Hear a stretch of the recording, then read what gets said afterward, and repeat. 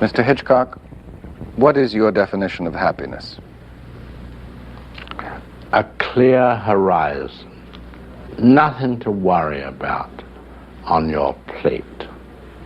Only things that are creative and not destructive. I think that's within yourself. Within me, I can't bear quarreling.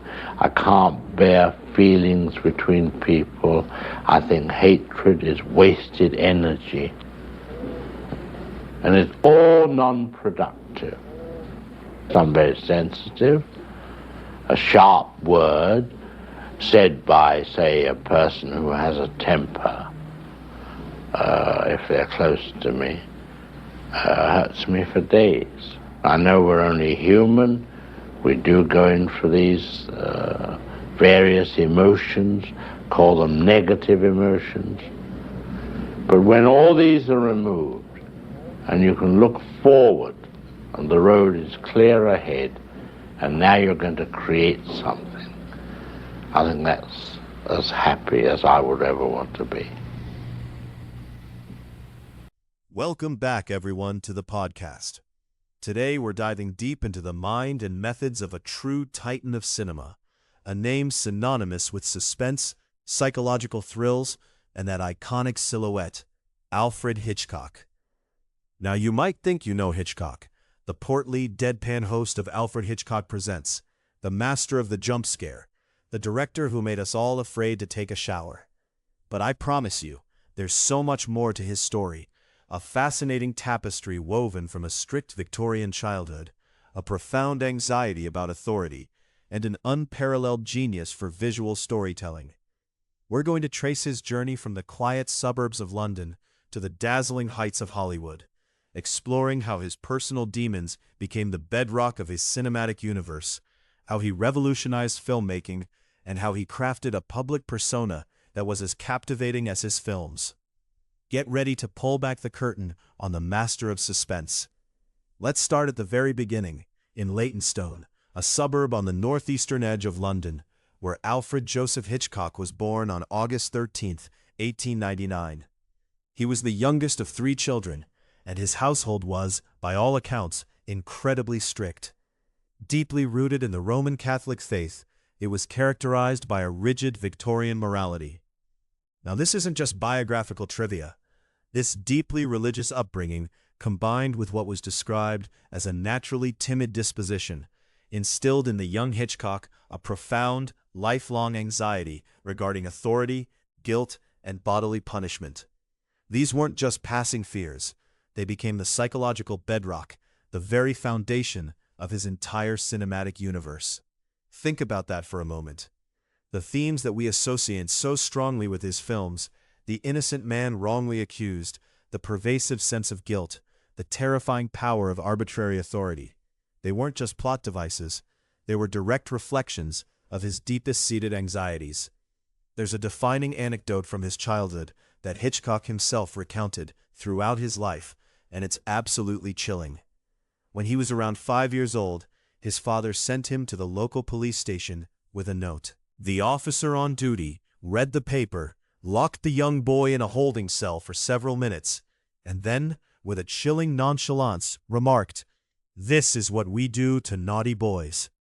Now, biographers sometimes debate the exact veracity or context of this event, but its symbolic weight is undeniable. The terror of arbitrary imprisonment, the unpredictable malice of authority figures. It became a permanent fixture of Hitchcock's psyche. Imagine being a child, subjected to that kind of psychological torment. It's no wonder that the specter of wrongful accusation and the crushing weight of institutional power looms so large in his later work. His formal education continued this theme of strict discipline. He attended St. Ignatius's College in Stamford Hill, a Jesuit school known for its rigid enforcement of order, often through corporal punishment, administered with a heavy rubber cane. Hitchcock learned a crucial lesson there, one that would later become a cornerstone of his suspense techniques. The anticipation of pain, often deferred until the end of the school day, was far more agonizing than the blow itself. This is the mechanics of suspense, right there. The weight, the dread, the creeping realization, that's what he learned to master. He understood that the psychological torment of what might happen is often more potent than the actual event itself. While at school, he developed a solitary nature, preferring observation over participation. He was described as a plump, quiet child who took immense pleasure in studying train timetables, bus routes, and maps of the world. These hobbies, seemingly innocuous, actually reflect an early obsession with structural order, geography, and meticulous planning. Think about how that translates into his films. The precise framing, the carefully choreographed movements, the intricate plotting, the sense of a meticulously constructed world, even if that world is about to unravel. Then, in 1914, following the sudden death of his father, 15-year-old Hitchcock left St. Ignatius and pursued practical training at the School of Engineering and Navigation in Poplar, London. He studied mechanics, electricity, acoustics, and navigation. These weren't just random subjects. These were technical skills that would later serve him incredibly well on complex film sets. He wasn't just an artist. He was a technician, a craftsman who understood the nuts and bolts of how things worked and how to manipulate them for maximum effect. By 1915, he secured a position as a technical clerk and draftsman at the Henley Telegraph and Cable Company. His natural aptitude for visual design quickly became apparent, prompting a transfer to the company's advertising department. And here's where we see the budding storyteller. There he wrote and illustrated brief, darkly humorous stories for the in-house publication, the Henley Telegraph. This showcases an early fascination with macabre irony, deceptive appearances, and crucially, the psychological fragility of ordinary citizens. He was already exploring the themes that would define his career, even in a corporate newsletter. The everyday person suddenly plunged into extraordinary, terrifying circumstances. That was always his wheelhouse. Now, the trajectory of Hitchcock's life shifted dramatically in 1920. He learned that famous Players Lasky, the production arm of Paramount Pictures, was opening a state-of-the-art studio in Islington, North London. Armed with a portfolio of graphic designs, he secured a part-time job designing title cards for silent films. His meticulous eye and reliability quickly led to full-time employment. At Islington, Hitchcock received a comprehensive hands-on education in filmmaking.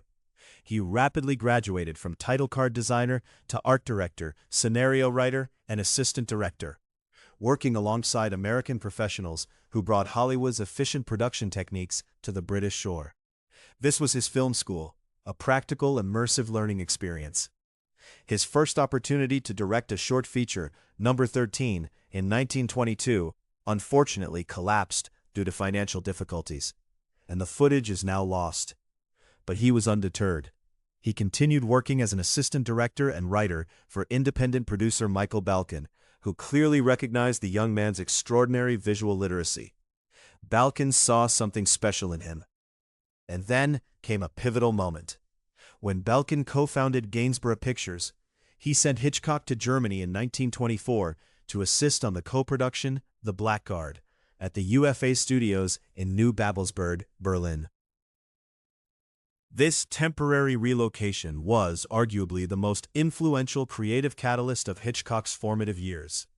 In Berlin, he witnessed the mastery of German expressionism firsthand. He observed F.W. Murnau directing The Last Laugh in 1924, marveling at Murnau's fluid, unchained camera movements and the use of stylized, distorted sets to reflect internal psychological turmoil. This was a revelation for Hitchcock. The German approach taught him that cinema was a visual language entirely separate from theater or literature. He realized that emotion could be manufactured completely through lighting, shadow, camera angles, and set design. This wasn't about dialogue. It was about pure visual storytelling. This philosophy would guide his entire career. He understood that the camera wasn't just a recorder.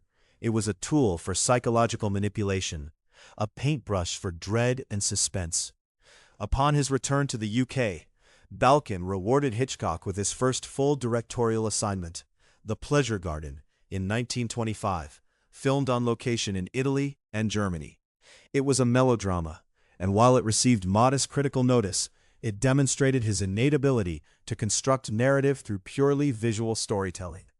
He followed this with The Mountain Eagle in 1926, another melodrama, set in Kentucky but filmed in the Austrian Tyrol.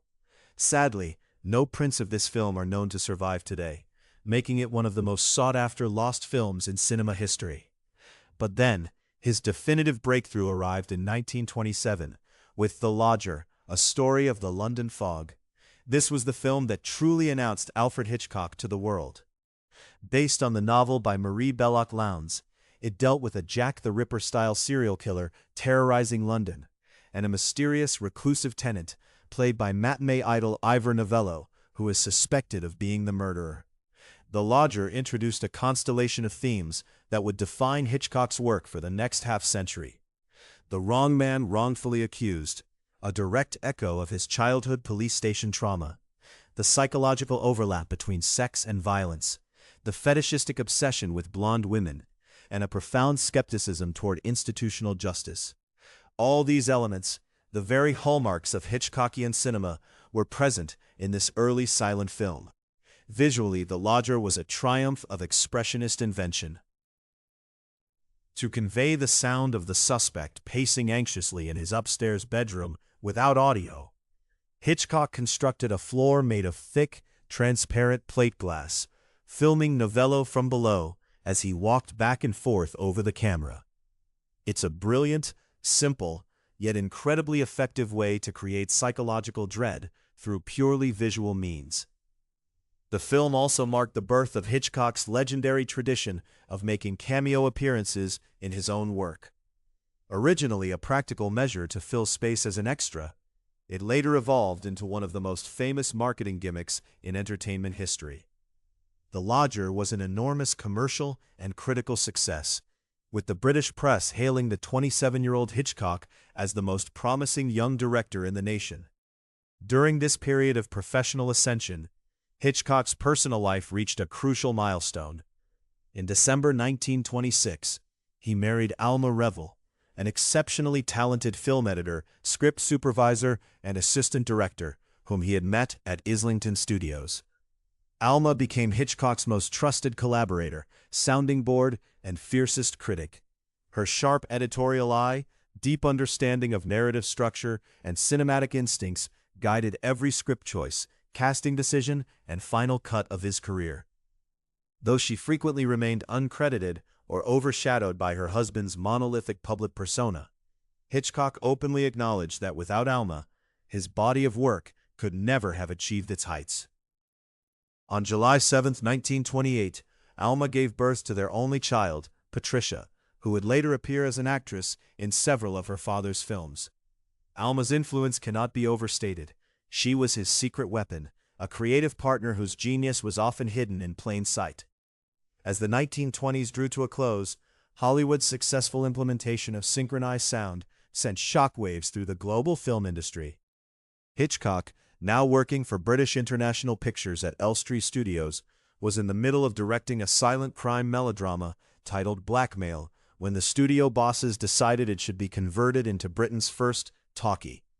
While many directors feared sound would destroy the visual artistry of the medium, Hitchcock, ever the innovator, saw it as an entirely new toolkit for psychological manipulation. In Blackmail, Hitchcock demonstrated a sophisticated understanding of sound design that bypassed the clunky, dialogue-heavy traps of early talkies.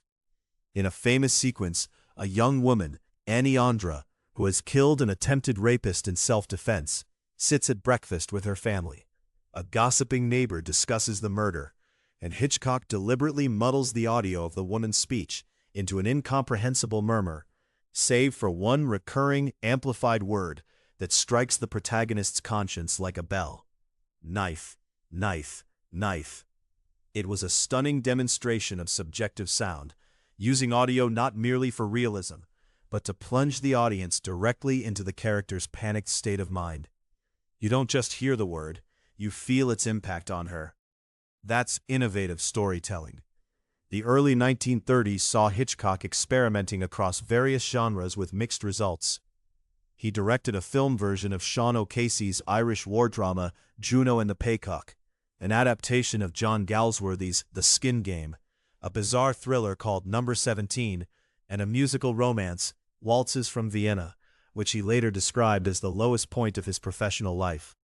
This period of wandering, of trying different things, is common for artists. It's how they find their voice, even if it means stumbling a bit.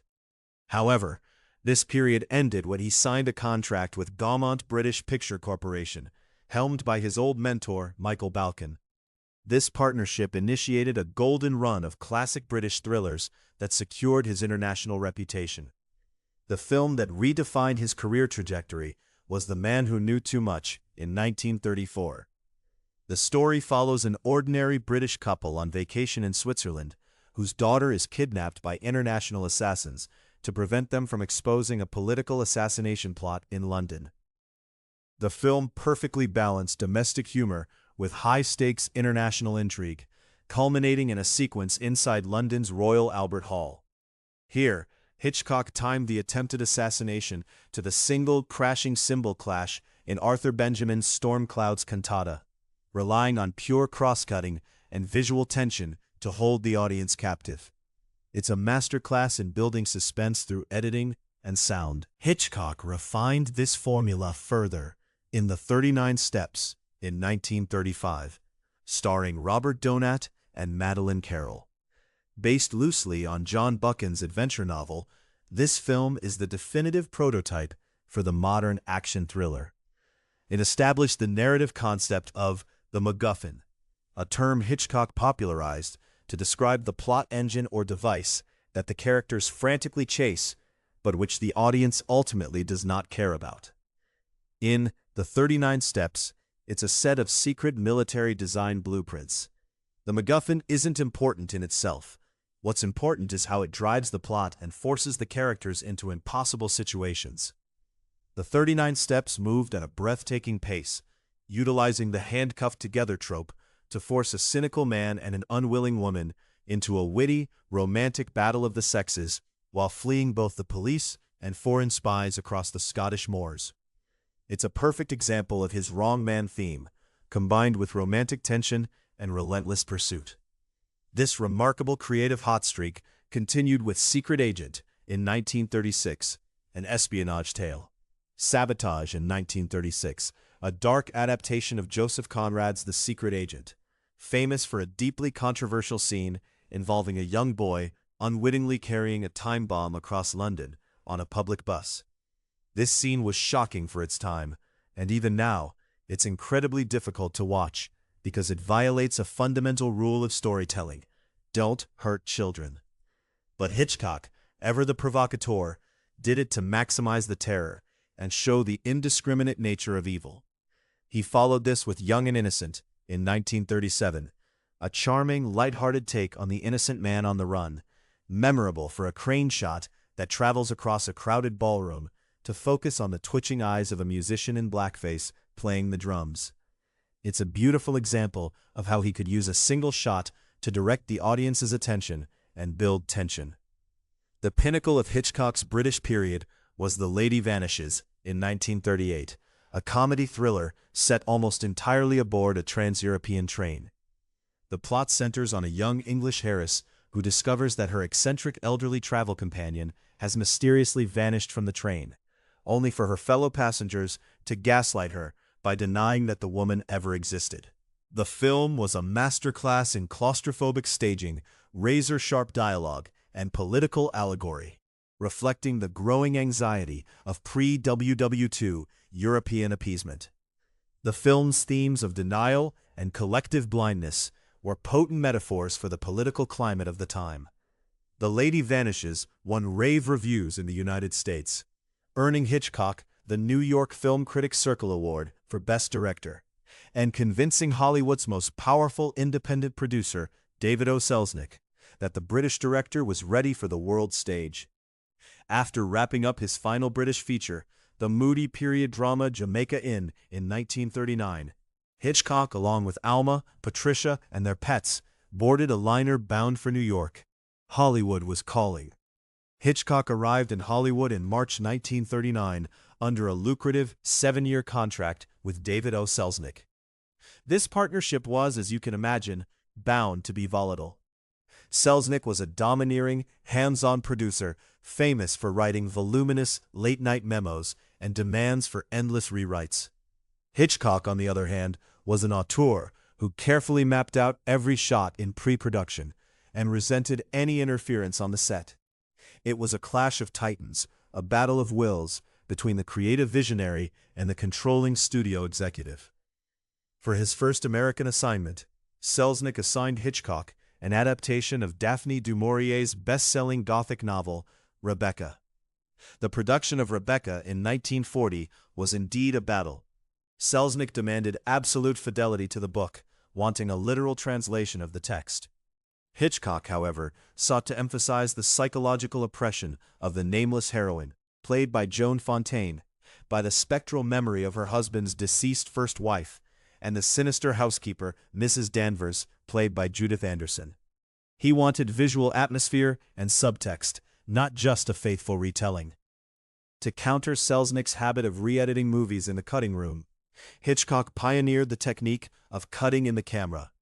He shot only the precise angles and lengths of film needed to assemble the story, leaving no alternative footage for the producer to exploit. It was his way of maintaining absolute auteur control, even under a demanding producer.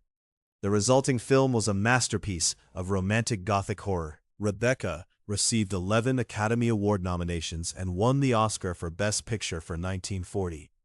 However, because the Best Picture statuette goes to the producer, it was Selznick who took home the trophy, while Hitchcock lost the Best Director award to John Ford for The Grapes of Wrath. This initiated a career-long pattern in which the Academy consistently denied Hitchcock a competitive Oscar, a glaring oversight in hindsight. Now an established powerhouse in Hollywood, Hitchcock quickly adapted to the immense resources of the studio system. His second American film, Foreign Correspondent in 1940, was a sweeping, high-budget espionage thriller designed to wake a neutral United States up to the fascist threat in Europe. The film featured technical set pieces that showcased Hitchcock's growing mastery of special effects, including a terrifying first-person perspective of a commercial airliner crashing into the Atlantic Ocean, achieved by dropping thousands of gallons of water through a breakaway screen into a rear projection setup. It was spectacle with a message. Throughout the early 1940s, Hitchcock operated as a loan-out director, with Selznick making a fortune renting him to other studios. For RKO, he directed Suspicion in 1941, starring Joan Fontaine and Cary Grant. The film tells the story of a shy heiress who begins to suspect that her charming, irresponsible husband is planning to murder her for her inheritance.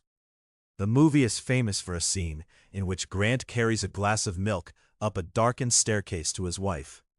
Hitchcock, with his signature visual flair, placed a small electric light bulb inside the milk glass, causing it to glow ominously against the shadows, and drawing the audience's eye directly to the potential instrument of death.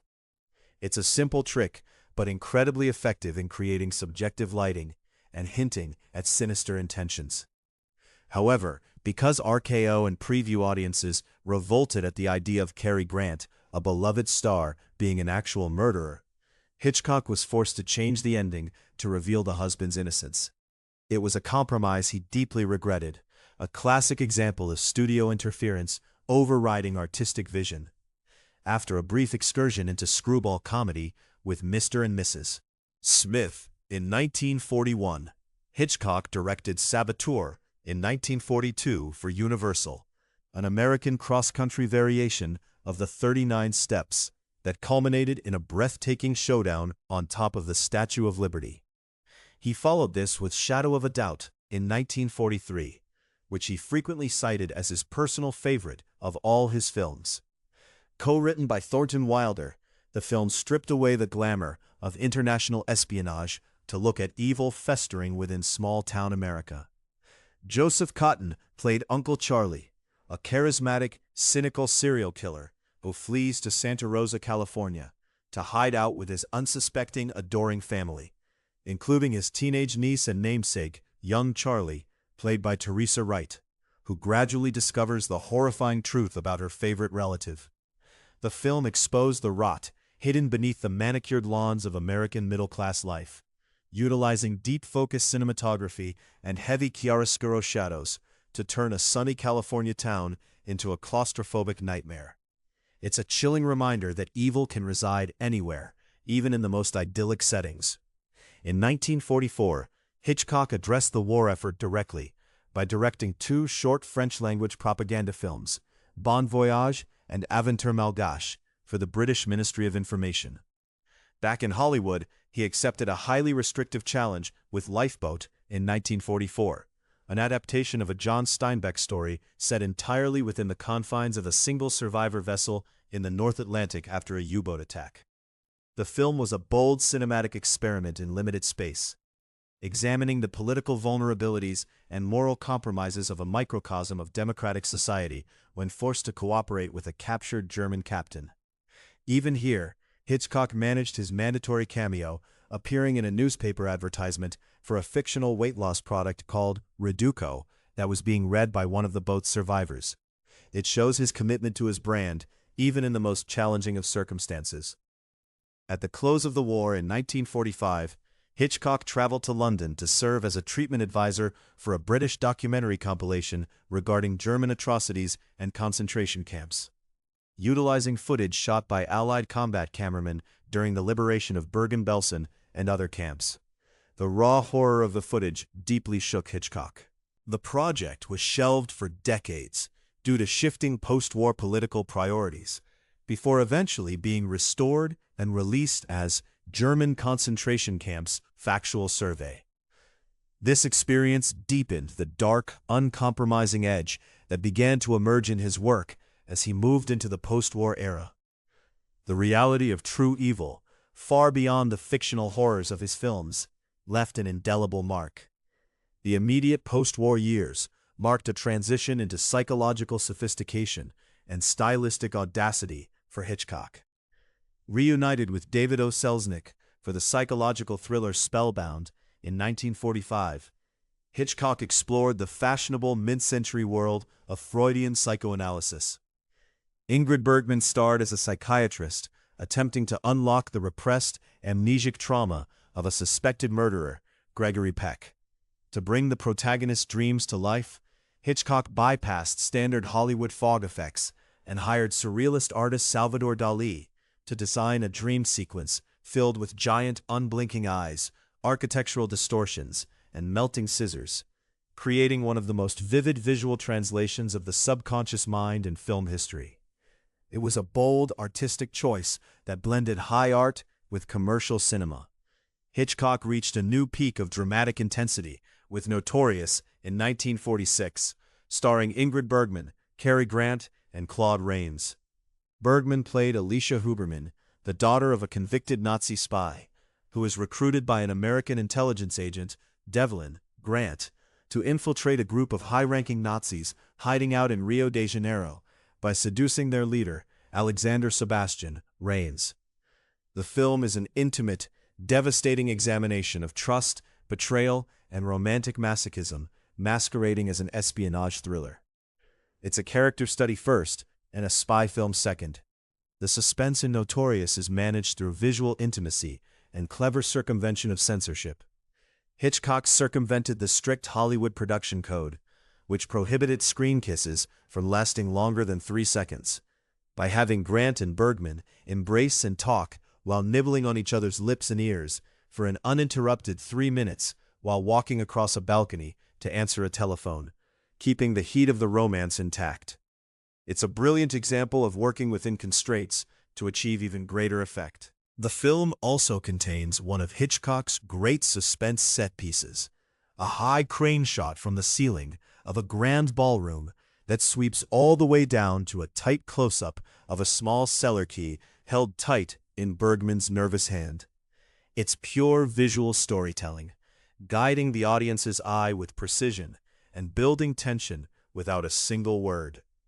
In 1947, Hitchcock completed his obligations to Selznick with The Paradigm Case, an elegant courtroom drama that was heavily re-edited by the producer, solidifying Hitchcock's determination to gain absolute financial and creative independence. To achieve this, he co-founded his own production company, Transatlantic Pictures, with producer Sidney Bernstein. Free from studio interference, Hitchcock entered an era of radical formal experimentation. This was him taking the reins completely. The first transatlantic production was Rope in 1948, an adaptation of Patrick Hamilton's play inspired by the real-life Leopold and Loeb thrill killing.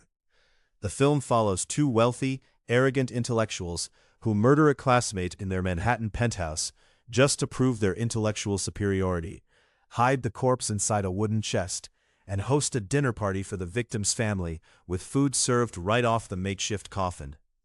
Hitchcock chose to shoot the entire 80-minute movie as if it were a single unbroken take, with no visible edits. To pull off this stunt, the crew used massive Technicolor cameras mounted on overhead cranes. The walls of the apartment set were mounted on silent tracks, sliding away as the camera moved through rooms and clicking back into place behind it. Furniture was wired with wheels so it could be pulled out of the lens's path by brips diving out of sight. To deal with the 10-minute camera roll limit, he would pan into a character's dark jacket or a piece of furniture to create an invisible cut, seamlessly blending one take into the next. While Hitchcock later dismissed Rope as an academic stunt, it remains a stunning display of choreographic direction and an inquiry into the voyeuristic nature of the camera itself. It's a bold experiment that pushes the boundaries of cinematic language. Transatlantic's second venture, Under Capricorn in 1949, a lavish costume melodrama set in 19th century Australia, was a major commercial disaster that bankrupted the young company. This forced him to retreat back to standard studio financing. Hitchcock signed a multi-picture deal with Warner Brothers, yielding a series of solid, tightly constructed thrillers. Stage Fright, in 1950, filmed in England and notorious for utilizing a deceptive flashback narrated by a murderer, and Strangers on a Train, in 1951. Strangers on a Train returned Hitchcock to the front rank of box office draws. Based on Patricia Highsmith's debut novel, the plot involves a tennis champion, Guy Haines, and a wealthy psychopathic eccentric, Bruno Antony, who meet by chance on a train. Bruno proposes a theory of crisscross murders. He will kill Guy's estranged, unfaithful wife, and Guy will kill Bruno's tyrannical father. Because they are complete strangers, neither will have a plausible motive, leaving the police baffled. It's a chilling premise that explores the dark side of human psychology and the casual suggestion of evil. The film contains several of Hitchcock's iconic visual set pieces, including a murder viewed entirely as a distorted reflection in the dropped eyeglasses of the victim on an island amusement park, and a climax featuring a runaway carousel spinning violently out of control, with grips and actors fighting amid the splintering wooden horses. These are indelible images, etched into the collective cinematic consciousness, showcasing his ability to turn everyday objects and settings into instruments of terror.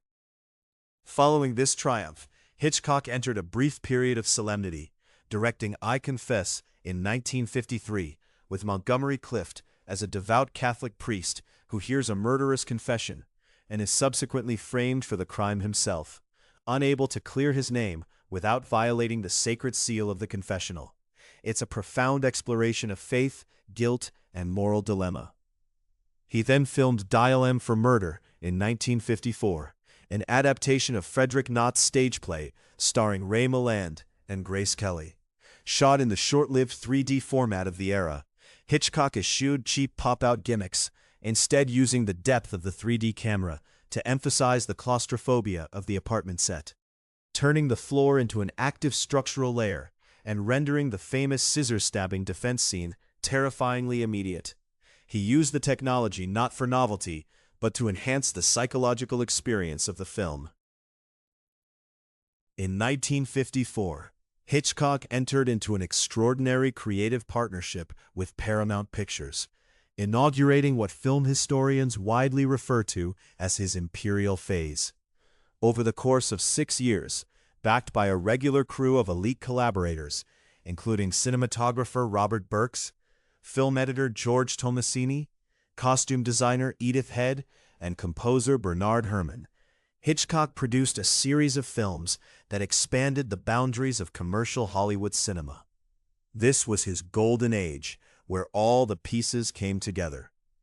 The era began with Rear Window in 1954, starring James Stewart and Grace Kelly. Stewart played L.B. Jeff Jeffries, a professional photojournalist confined to a wheelchair in his Greenwich Village apartment due to a broken leg.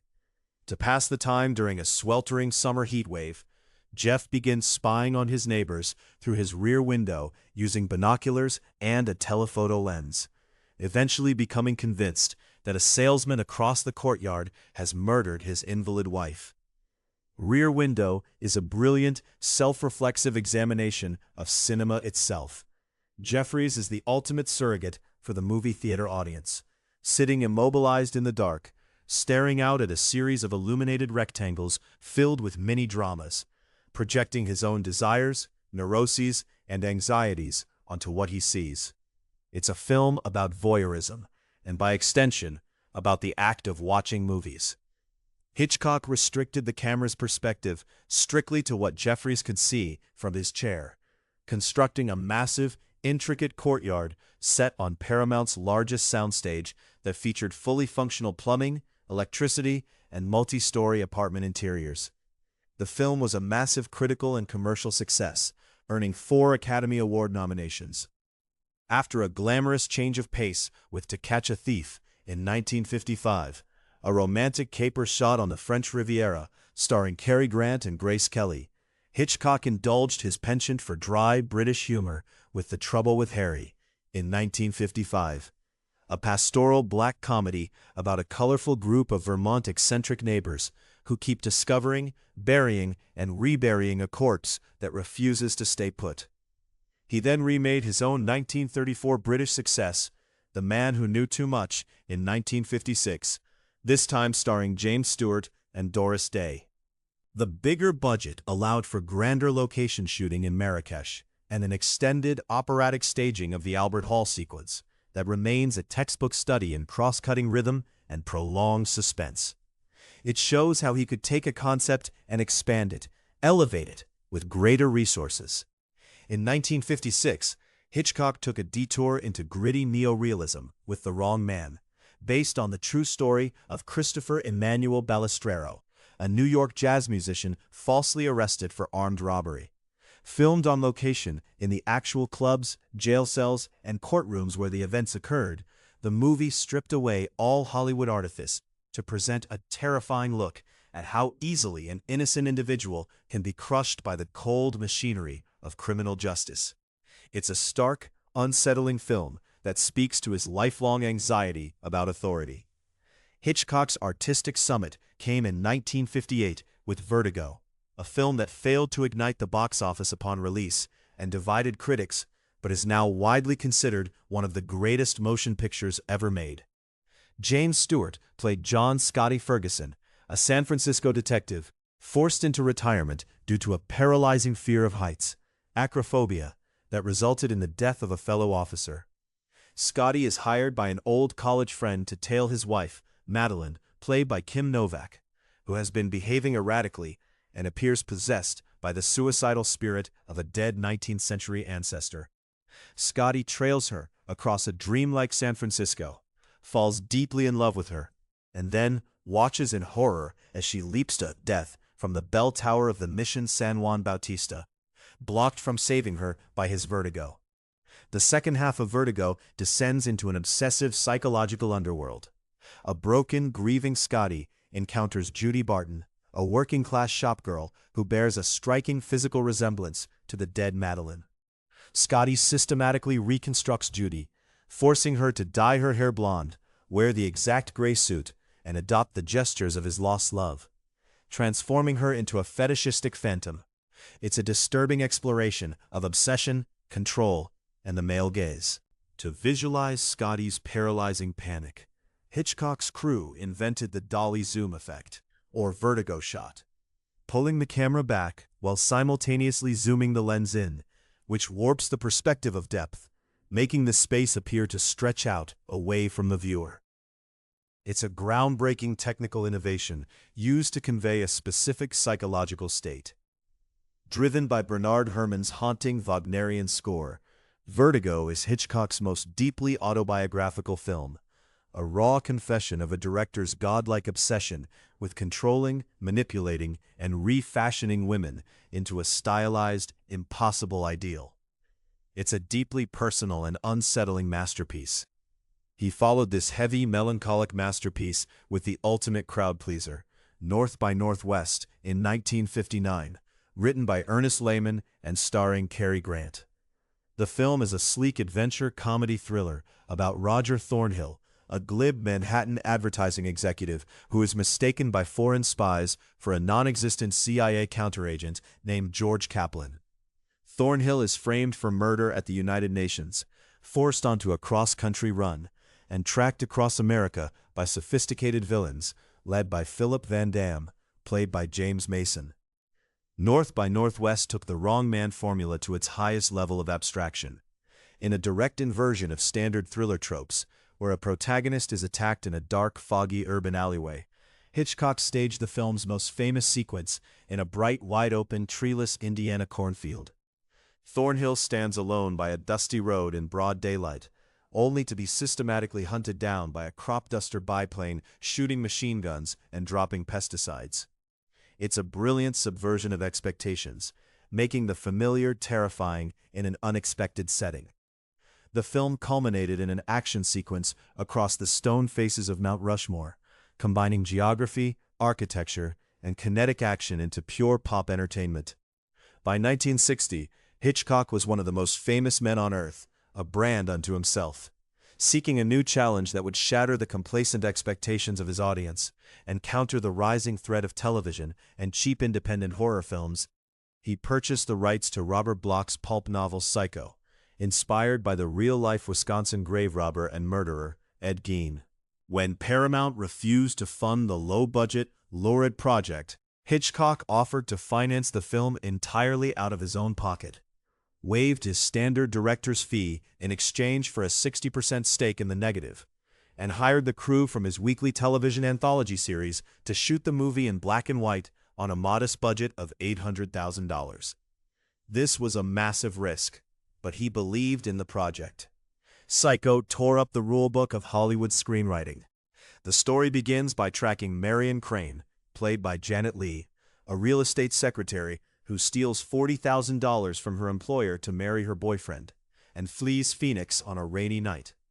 She pulls off the main highway to rest at the isolated Bates Motel, managed by Norman Bates, played by Anthony Perkins, a polite, nervous young man dominated by his overbearing mother who lives in the spooky Victorian house overlooking the motel. Just as the audience settles into Marion's story of theft and redemption, she steps into the shower, and the film takes a shocking turn. The shower scene in Psycho remains the most analyzed and influential montage sequence in film history. Over the course of 45 seconds, Hitchcock deployed roughly 78 rapid-fire cuts and 52 camera angles, utilizing a montage of close-ups of the slashing kitchen knife, Marion's screaming face, the spraying shower head, and the tearing curtain.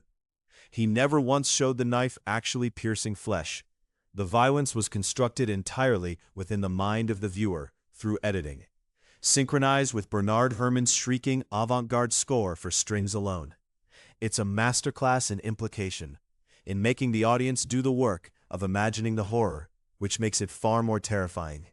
By killing off his major top-billed star less than halfway through the picture, Hitchcock stripped the audience of their narrative safety net, leaving them adrift in a hostile cinematic landscape where anyone could die at any moment. The film shifted its focus to Norman Bates, drawing the audience into complicity with a murderer as they watched him systematically clean up the bloody bathroom and sink Marion's car into a swamp. The marketing campaign for Psycho was as innovative as the film itself. Hitchcock instituted a strict policy. No one would be admitted into the theater after the feature film had started, creating long lines outside theaters and turning the act of moviegoing into a collective social event. Psycho was a box office phenomenon, generating over $50 million worldwide during its initial release, and earning Hitchcock his final Academy Award nomination for Best Director. It broke down long-standing censorship barriers regarding sexuality and violence, changing the landscape of the horror genre and birthing the modern slasher film. Hitchcock was not merely a master technician behind the camera. He was a marketing genius who understood how to navigate the modern media landscape. Long before the concept of the director as celebrity was commonplace, Hitchcock built his own public persona into a highly recognizable international brand. His silhouette, a simple minimalist outline composed of 3 curved lines, became an instantly recognizable global logo. A core element of this branding strategy was the expansion of his mandatory cameo appearances. Beginning in the silent era, Hitchcock popped up as an extra in 39 of his films. As his fame grew, he realized that audiences were actively searching the screen for him, distracting from the narrative tension of the opening scenes. To solve this, he began placing his cameos early in the films, boarding a bus in North by Northwest, walking dogs out of a pet shop in The Birds, or sitting across a train carriage in Strangers on a Train, allowing the audience to spot him quickly, laugh, and then settle into the plot. It was a brilliant way to manage audience expectations and engage them in a playful way. In 1955, Hitchcock expanded his empire into television with the launch of Alfred Hitchcock Presents, a weekly half-hour anthology series that ran for a decade. Although he only directed 17 episodes of the series himself, he served as the host for all 361 episodes.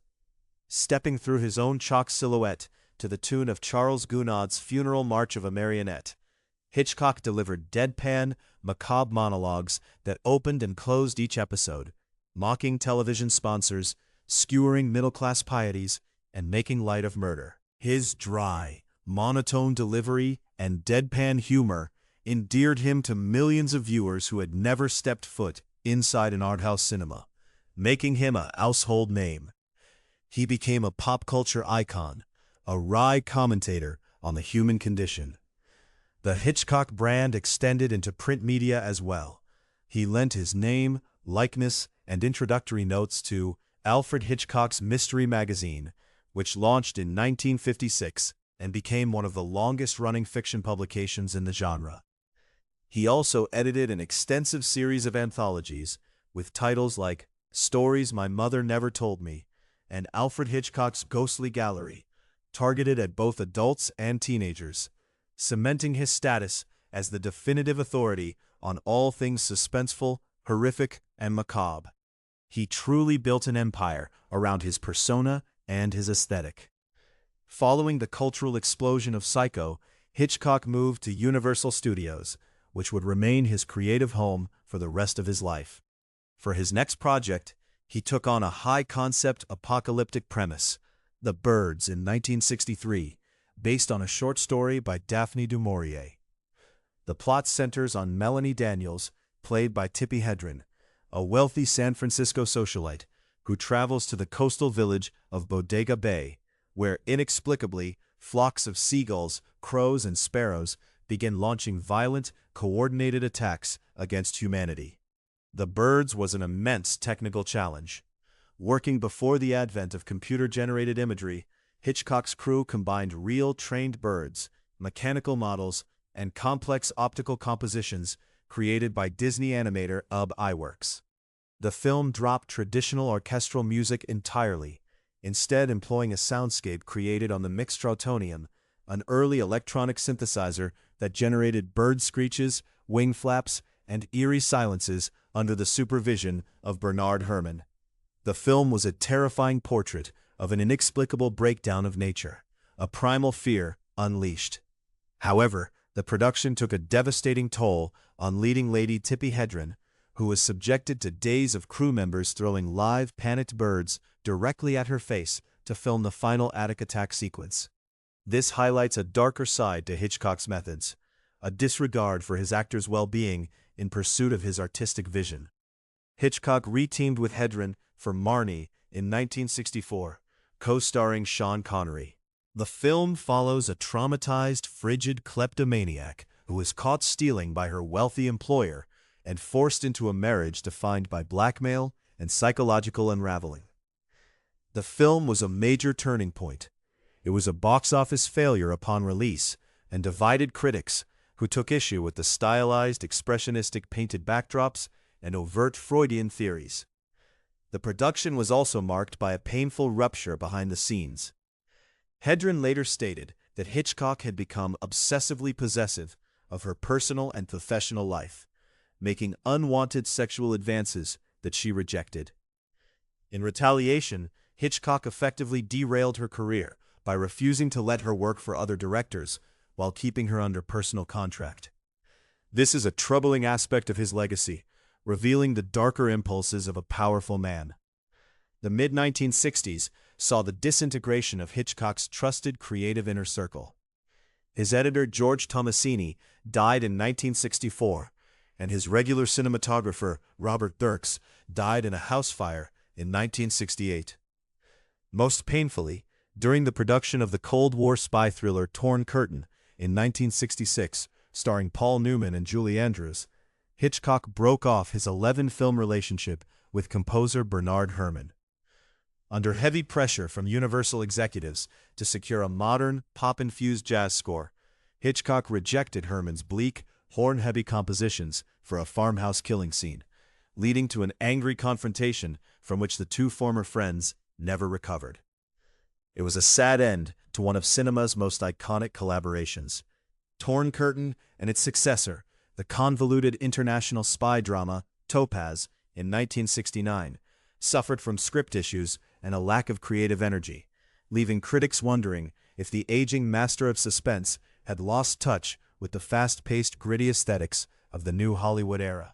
But Hitchcock answered his critics with a triumphant return to form in Frenzy in 1972, his first film shot in England since 1950. The story follows a charismatic, psychopathic serial killer who rapes and strangles London women with neckties, and his hot-tempered friend who is wrongfully accused of the crimes. Embracing the relaxed censorship standards of the 1970s, Hitchcock delivered his darkest, most explicit film, showing a brutal strangulation in an extended close-up that shocked audiences.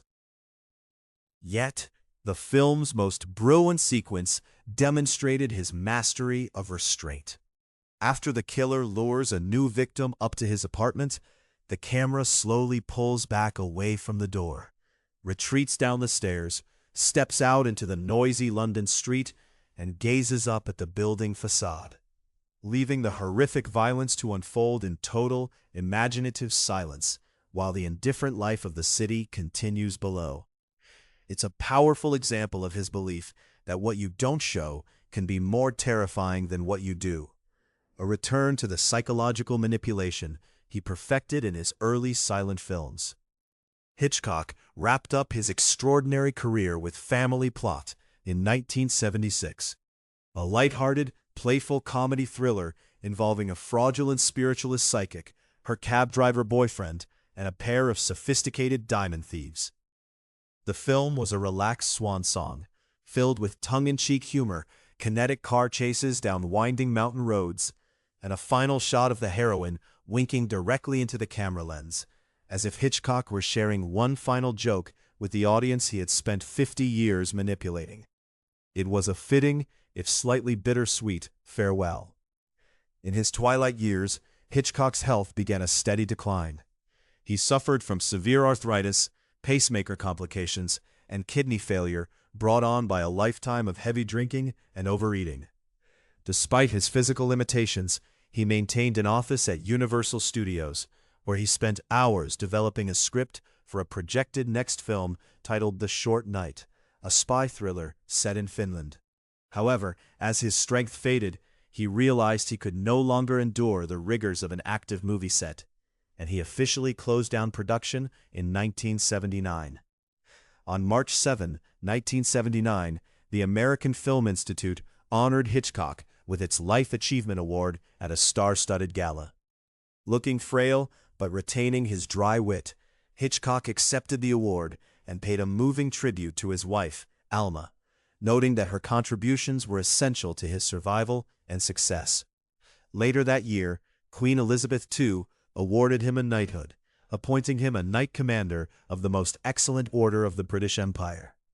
On April 29, 1980, Alfred Hitchcock passed away peacefully in his sleep from kidney failure at his home in Bel Air, California, at the age of 80. Pacific. And with that, the curtain fell on one of cinema's